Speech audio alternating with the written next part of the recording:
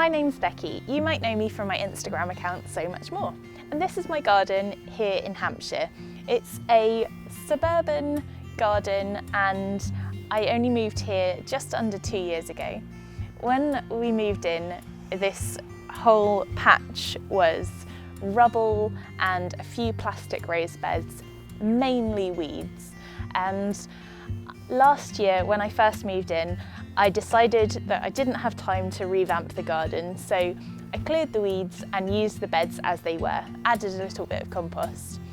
And this year in winter, I decided that everything was coming out, so I completely flattened this whole area and built all of these raised beds from materials that I could get my hands on for free. So I got some concrete blocks from various different building projects. I got some old scaffold boards from Facebook Marketplace and put together these raised beds almost for free. And I finished in about February. It took me most of January and a little bit of February. And by March started planting, and this is it in September.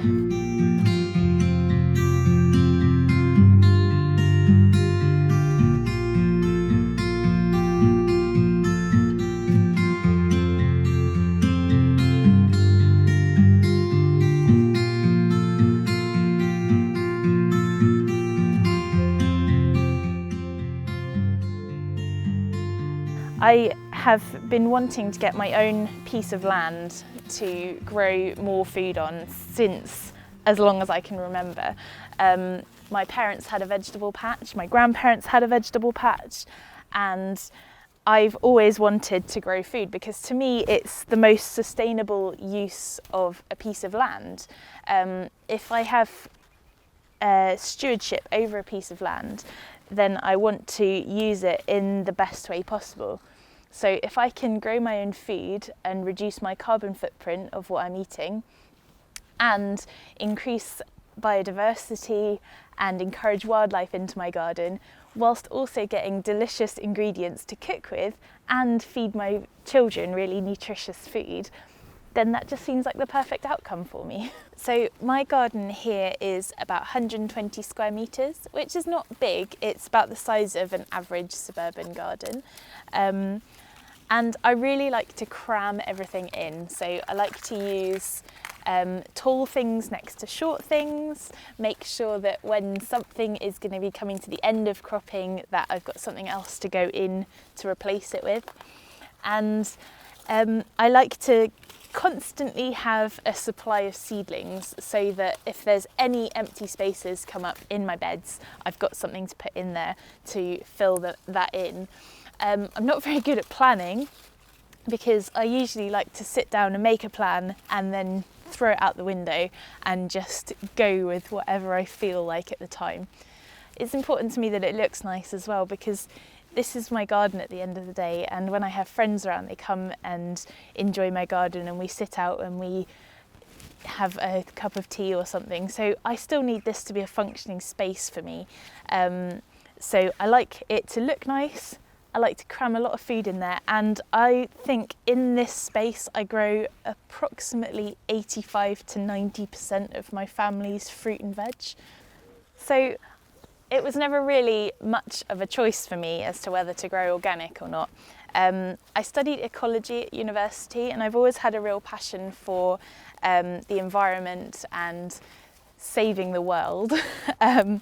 So for me, understanding a little bit about the way that ecosystems work and the soil works, there was never any question as to whether I was going to be organic or not. And what I try to do on my Instagram is to teach people about organic gardening, and mainly the reasons why it's important to garden organically. Not only is it sustainable for the world, but it's also easier for us as gardeners, saves us an awful lot of money, and we get really, really good results, providing that we are looking after the soil, and that's all it really comes down to. So I decided to start doing something called Sunday Science because in my head it's quite fun to impart scientific wisdom on people when they might be hungover. So basically it was a way of me being able to cover a subject as succinctly as possible and give people some information and teach them a little bit about plants, and not how to grow them, but actually how they work themselves. It's really important that I have a good soil structure and a soil with lots of nutrients that are available to the plants. And it's the microbiology in the soil that feeds these nutrients to the plants. And I'm talking about fungi and about soil bacteria and all the other things that live inside soil, like earthworms as well. These are the things that, if we look after them by feeding them compost, they will cycle those nutrients back to our plants. And plants are pretty incredible too, because the carbohydrates that they make from photosynthesis, they send down through their roots back to the microbiology in the soil as well to feed that.